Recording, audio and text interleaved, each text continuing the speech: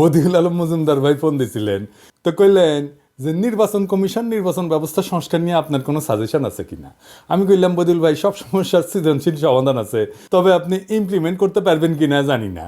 তবে শুধু আপনার সাথে কেন শেয়ার করব, সবার সাথে শেয়ার করি। তো আসেন আগে সমস্যাগুলো দেখি, আর দেখি আমার out of the box idea দিয়ে একসাথে কতগুলো প্রবলেম সলভ করা যায়। আমি প্রথমে বইলা রাখি যে তত্ত্বাবধায়ক সরকার কনসেপ্ট এটা লং টার্মে ফাংশন করবে না। এটা করেনি, ইতিহাস সাক্ষী। মাত্র 3 টার্ম কাজ করেছে, এটা তারপরে ভেঙে গেল 2006 সালে। হাঙ্গারের পলিটিক্যাল পার্টিগুলা কোনো কমিটমেন্ট রাখে না, চেয়ারে বসলে একবারে ওইটারে জমিদারি বলে মনে করে। তো কোন কোন সমস্যার সমাধান আমার এই out of the box idea দিয়া সম্ভব, আসেন সেটা দেখি। এক নম্বরে হইতেছে রাজনৈতিক দলগুলো দ্রুত নির্বাচন চায়, এই সমস্যার সমাধান দেওয়া সম্ভব। 2 নাম্বার, রাজনৈতিক দলগুলো বলে প্রফেসর ইউনূসের সরকারের ম্যান্ডেট নাই, এটারও সমাধান দেওয়া সম্ভব। 3 নাম্বার, তত্ত্বাবধায়ক সরকার ছাড়া সুষ্ঠু নির্বাচন করার যে সমস্যা সেটারও সমাধান সম্ভব। 4 নাম্বার, ধ্বজভঙ্গ উপদেষ্টা পরিষদ এটাও রিস্ট্রাকচার করা সম্ভব। 5 নাম্বার, নির্বাচনে ব্যাপক কারচুপি, ভোট কেনা বেচা, এই সমস্ত সমস্যা সমাধান সম্ভব। এইগুলো একসাথে সমাধান হয়ে যাবে। আইডিয়াটা শুনে আউলাই যায় না, আগেই বাতিল বা খারিজ করে দিয়েন না, এই সিস্টেমে ফজিলত আছে অনেক। কিভাবে হবে কাজটা, আসেন দেখি। নির্বাচন এখনই শুরু হবে, মানে ধরেন 2-3 মাসের মধ্যে। সব আসনে না, মাত্র 10টা আসনে। যারা জিতে আসবে তাদের 2 জনকে উপদেষ্টা বানানো হবে, একজনকে স্পিকার বানানো হবে। তারাই সংসদ অধিবেশন করবে, তাদের কার্যকাল হবে 5 বছর। আবার 2 মাস পর আবার 10 জন নির্বাচিত হয়ে আসবে, তাদেরও কার্যকাল হবে 5 বছর। দরকারে নতুন স্পিকার নির্বাচিত হবে 20 জনের সংসদে, আর আরো 2 জন উপদেষ্টা যুক্ত হবে উপদেষ্টা পরিষদে। এইভাবে 2 মাস পর পর 10 জন করে এমপি ইলেকশন হবে। এমপিরা কিছু স্থানীয় কাজে যুক্ত হবেন, সচিবালয় সরকারি দপ্তরে ওভারসাইট করবেন, অধ্যাদেশগুলো যেগুলো করতেছে সেগুলো ভেটিং করবেন, তর্ক বিতর্ক করবেন, কোনো আইন প্রণয়ন করবেন না যতদিন না সংসদ পূর্ণাঙ্গ হয় বা কমপক্ষে 150টা আসন পূর্ণ হয়। এইভাবে প্রত্যেক 2 মাস পর পর উল্টা দিকে 5 বছর পর যাইয়া 2 মাস পর পর 10টা করে আসন খালি হবে, ফাঁকা হবে, সেই আসনে নির্বাচন হবে, তাই না? 5 বছর পরে এতে সুবিধা কি হবে? অল্প কয়টা আসনে নির্বাচন করার জন্য আপনি আইন শৃঙ্খলা রক্ষাকারী বাহিনীকে আসনের কেন্দ্রগুলোতে ব্যাপকভাবে মোতায়েন করতে পারবেন। ভোট কেন্দ্র দখল করা অসম্ভব হয়ে যাবে। নির্বাচনী পর্যবেক্ষণ খুবই ভালোভাবে করতে পারবেন, অনেক পর্যবেক্ষক দিতে পারবেন। পুরা নির্বাচন কমিশন মাত্র 10টা আসনের জন্য পূর্ণভাবে নিবেদিত থাকতে পারবে। কম লোক দিয়ে বেশি কাজ করা যাবে। মিডিয়া ওয়াচ থাকবে দারুণ ওই আসনগুলোতে, তাই টাকা পয়সা বিলানো বা নির্বাচনী আচরণবিধি লঙ্ঘন করা প্রায় অসম্ভব হয়ে যাবে। একটা হাইব্রিড শাসন চলবে কিছুদিন, যেখানে জনগণের নির্বাচিত প্রতিনিধিরাও থাকবে এবং ক্রমাগত তাদের সংখ্যা বাড়তে থাকবে। তারা অধ্যাদেশ ভেটিং করে দিলে উপদেষ্টা পরিষদের একছত্র কর্তৃত্ব খর্ব হবে এবং একটা আলাপ আলোচনা তর্ক বিতর্ক হবে, ব্যালেন্স অফ পাওয়ার আসবে। অন্তর্বর্তীকালীন সরকার ধীরে ধীরে নির্বাচিত প্রতিনিধি দিয়ে প্রতিস্থাপিত হবে। হঠাৎ করে পরবর্তী সরকারকে দায়িত্ব নিতে হবে না, তাদের একটা প্রস্তুতি থাকবে।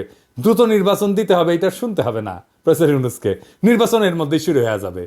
এই সরকারের ম্যান্ডেট নাই, এই অভিযোগে শুনতে হবে না। গ্র্যাজুয়াল ইলেকশনের জন্য সরকারি দলের উপর একটা চাপ থাকবে যে মেয়াদ পূর্ণ হওয়ার আগেই সরকার পাল্টে যেতে পারে। জনগণ নির্বাচনে মাত্র 10টা সিটের সরকারি দলকে হারাই দিয়া সরকারি দলকে বার্তা দিতে পারে যে তাদের শাসন অজনপ্রিয় হয়ে গেছে, তাদের 5 বছর পর্যন্ত অপেক্ষা করতে হবে না রায় দেওয়ার জন্য। সরকার 2.5 বছরে বদলে ফেলা সম্ভব। আপনারা দেখবেন সাধারণত সরকার গঠনের প্রথম 4টা বছর এর তুলনায় শেষ বছরের চিত্র কিন্তু ভিন্ন হয়।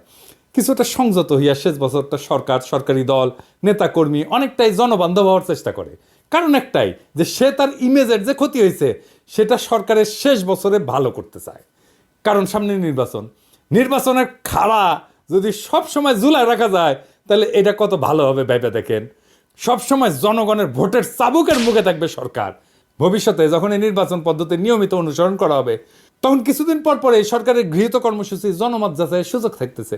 প্রতিনিয়ত সরকারকে জনগণের কাছে যাইতে হচ্ছে বলে সরকার জনকল্যাণমুখী হওয়ার ক্ষেত্রে সচেষ্ট থাকবে। এইবার 300 আসনে নির্বাচন সম্পন্ন হয়ে গেলে, সকল আসন পূর্ণ হলে সংসদ প্রধানমন্ত্রী নির্বাচিত করবে আর প্রফেসর ইউনূসকে প্রেসিডেন্ট নির্বাচিত করবে।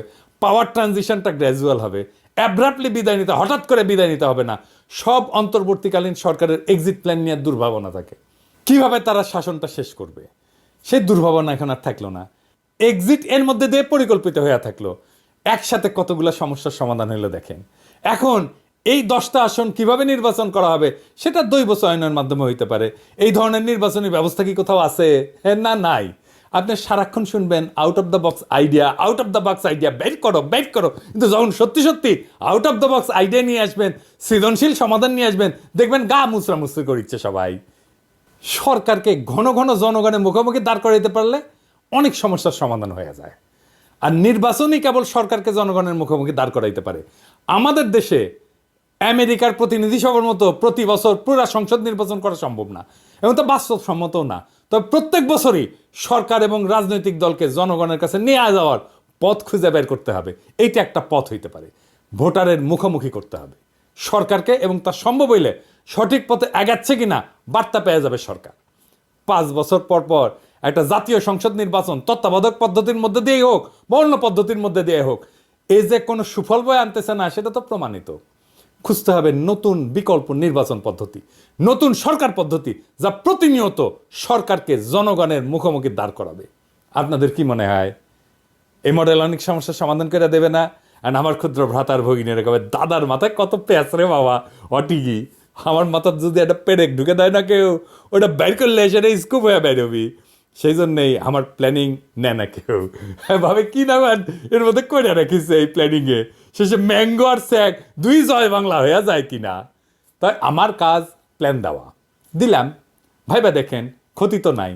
জুলাই আগস্ট বিপ্লব নতুন নতুন সম্ভাবনার দুয়ার খুলিছে। সেই দুয়ার দিয়ে আলো আসবে, সেই আলোতে শত ফুল ফুটবে, শত মত বিকশিত হবে। এইভাবেই দেশ আগায় যাবে। নতুন দেশের পথে আমরা অল্প অল্প করে আগাইতে থাকবো, এবং সেটাই হবে বিপ্লব।